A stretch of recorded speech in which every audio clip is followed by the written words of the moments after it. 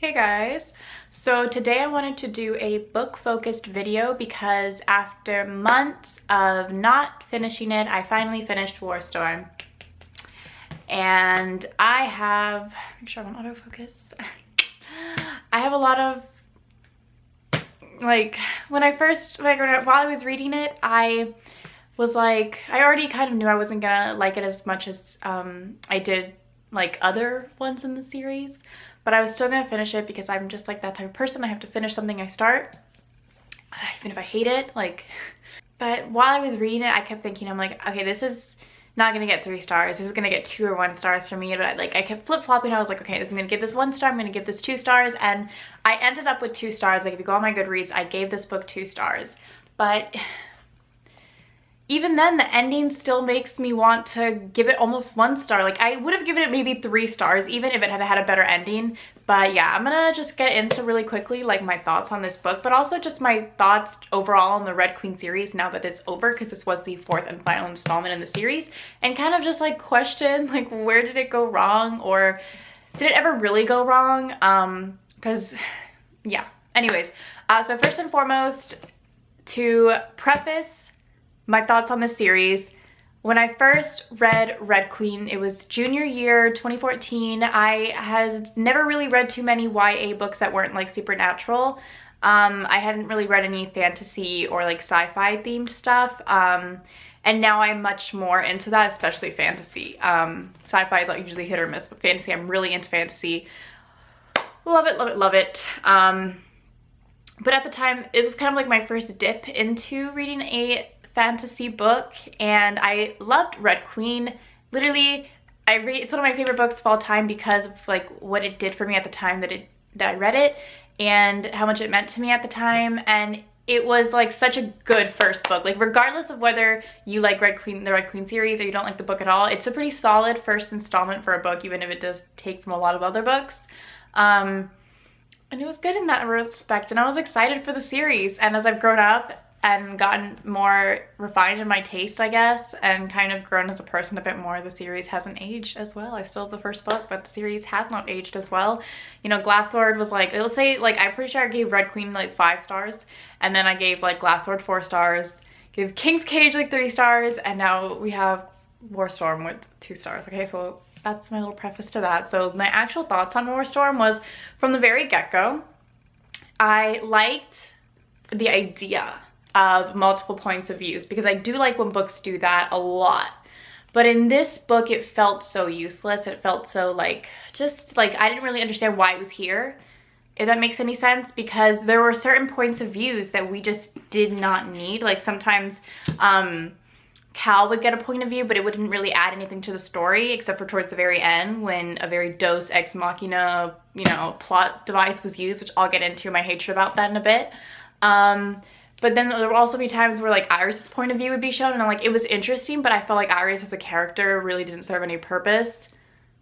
You know, especially since the ending kind of just completely rid her of any purpose she could have had, which I'll get into that. But yeah, this book, the only time that I was like semi-interested in the different point of view was Evangeline, because Evangeline, ironically enough, hated her in the first book. I'm sure we all did, but she grew on me, as she grew on most people, and she probably became my second favorite character, quite frankly.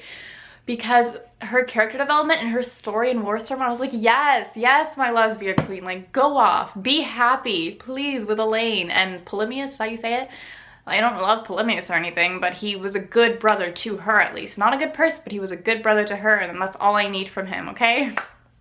Yeah, so I just thought that the multiple point of view was kind of just wasted on this book, because it didn't really add anything new, except for we got to, like, all it really did was expand the length of the book, because the book was like 660 something pages, I want to say. It was, yeah, 657 pages, and it didn't have to be, and it was mostly because of the multiple points of views. That's really it. And then we have the actual ending, because my only other main issue with this is the ending. And then I'll get into like my issues, not issues necessarily, but like my thoughts of this whole Red Queen series as a whole. And my issues with this ending specifically is that it was just so like stupid and anticlimactic, quite frankly, because throughout the entire book, The entire book, yeah, well, throughout this entire book, I was just thinking like, okay, the only way for this that this could end, there are multiple different ways, but in a way that for me to give it potentially 3 stars is that both Maven and Cal die while battling each other to the death, or Mare keeps on fighting her cause, Cal keeps on fighting his separate cause, and they don't end up together because it wouldn't really make sense for them to give up what they've always believed in for 4 books now and for 20 years of their life in order to make the other person happy or whatever. So yeah, that's the only 2 potential endings I could have given this book that would have given it 3 stars. Okay? Okay. That is not what happened. And there were so many things that were wrong with the ending. I'm just gonna kind of list them off very quickly, which is 1, I hated that Mare and Maven ended up being the final climactic battle, because I think that that should have gone to Cal. I think it was Cal's responsibility. He's not the main character as much as Mare is. She's the protagonist of the story, but I felt like it was his story to kill his brother, not Mare's story to kill Maven, quite frankly, my opinion. That's just mine. And then on top of that, the actual battle itself was so anticlimactic. It ends with her, like, I think he was like choking her, or he was like about to kill her, like she was on the verge of death, and everything went black. And then we cut to the next scene and she has survived and she's like she's recovering, and you find out Maven is dead. And maybe I didn't read it right because at this point I was already struggling through this book. I just wanted to finish it already just to say I finished this series. How did Maven die? Like, how did Maven die? Like, except for maybe blood loss or through the, like, fighting with her, but, like, we never really saw him die. And then he was just never seen again because, like, maybe she sees his body, but we never even see her see his body or anything of that sort. So then Maven's just dead. And I'm like, okay, then, like, it's whatever. I mean, in my opinion, Maven was always gonna kind of be the climactic battle at the end, obviously.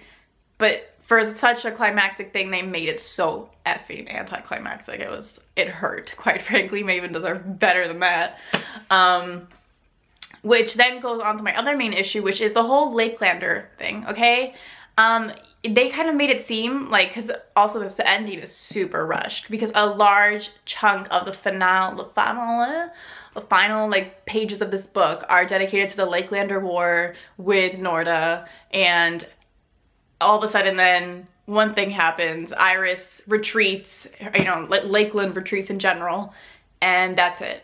We don't ever hear or see them again. We don't know what they're up to. We never get Iris's point of view ever again. She completed the revenge for her father, and like that was it. And I was like, what? Okay, whatever. So I just wasted all this time with this battle where nobody died. There were no stakes whatsoever because it was just gonna end. They were just gonna retreat, and that's it. The only thing that happened, well, there was technically a death if you count the King of Norda, but who cares about him, you know? So I guess not the King of Norda, the King of the Rift. I was like, yeah, Cal died. No, the only thing is that the King of the Rift did die, and the Rift is basically broken. But I mean, whatever, who cares? Which, going back to rush endings and to the King of the Rift and the Rift in general, we see Evangeline escape into Montfort, presumably with Elaine and Polonius, obviously. But then she's never seen or heard from again. I'm assuming she had a good ending, whatever, I guess. The least they could have done is maybe had her in the finale, because, I mean, they're in Montfort, so why would she not have seen Evangeline in Montfort? Unless, like, I don't know. Like, I guess it doesn't matter, right? Like, one of the main things I wanted in the ending was a really good friendship finally between Mare and Evangeline, which in some degree they have it, but to some degree they also don't, and maybe they're never gonna have it, and that was the point, and why we were never really saw them like reunite or saw how Evangeline was doing. And I was like, it's fine. I mean, she's only, what, my second favorite character? My first favorite character is dead because he's the main villain. So yeah, whatever, it's fine, you know? Fine! Which then goes on to my biggest issue with this ending, okay? And I stated it when I said the only way I would give this book 3 stars is if both Maven and Cal died while battling each other, which was completely nulled out because Mare is the one who ends up killing Maven, which I repeat, I don't think was her thing to do.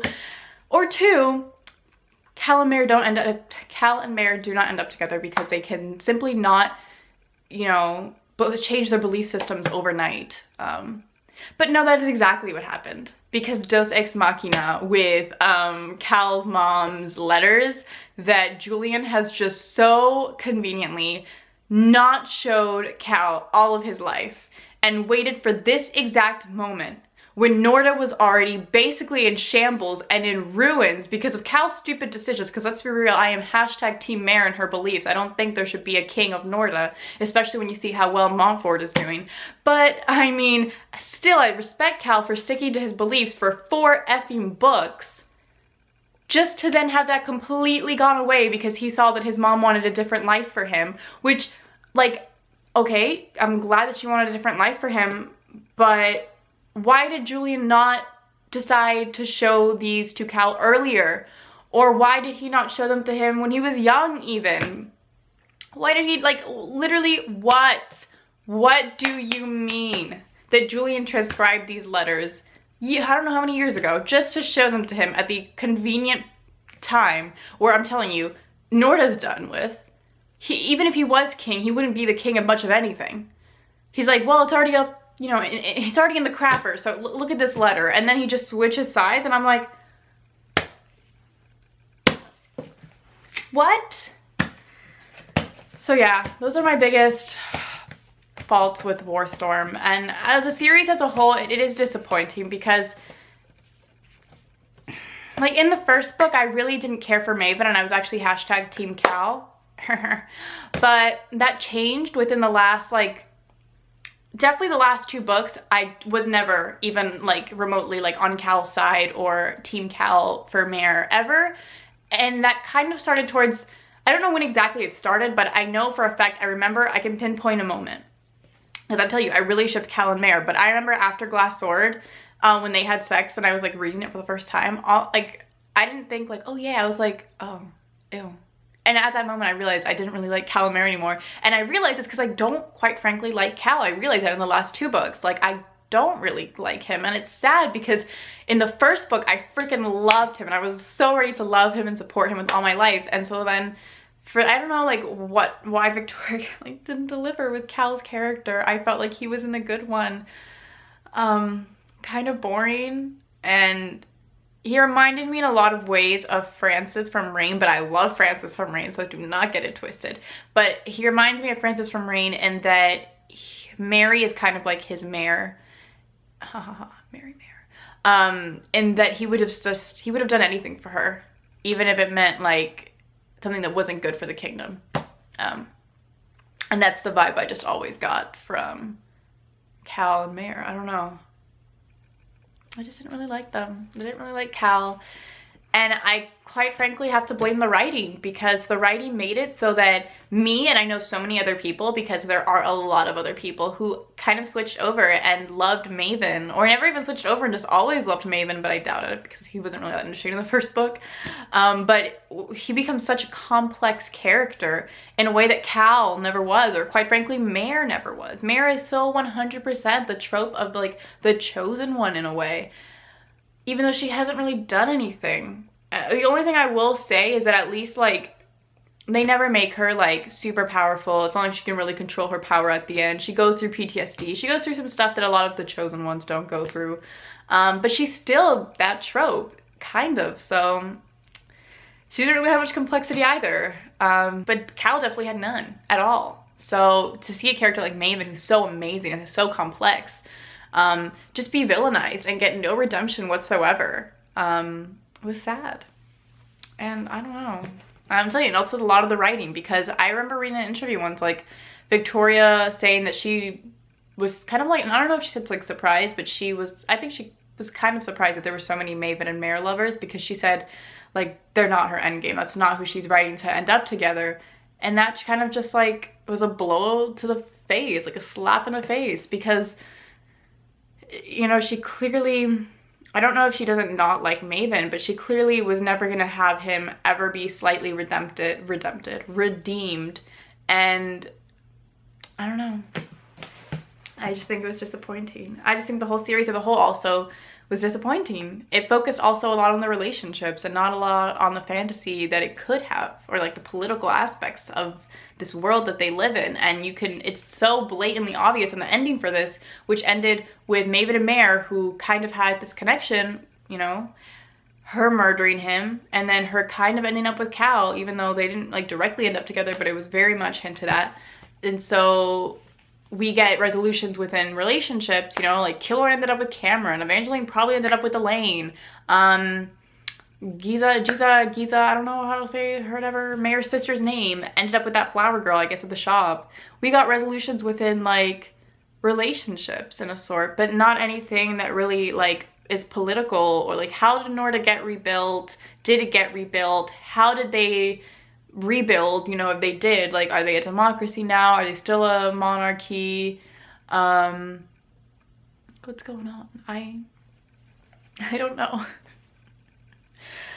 I don't know. And I'll tell you, the whole ending where the Lakelanders just retreated and Iris just went home, I was like, so that's it? Like, that could have been so much more. It was just, I would tell you, it focused too much on the relationships and not enough on all the potential it could have in terms of the fantasy element. And it was just a disappointing, like, it's definitely a series that I think could have done more with itself, because it had a really promising first book, and then it just kind of went nowhere. And it's sad, but that's life. But yeah, that is it for this video. I hope you guys enjoyed this or whatever, and yeah, bye.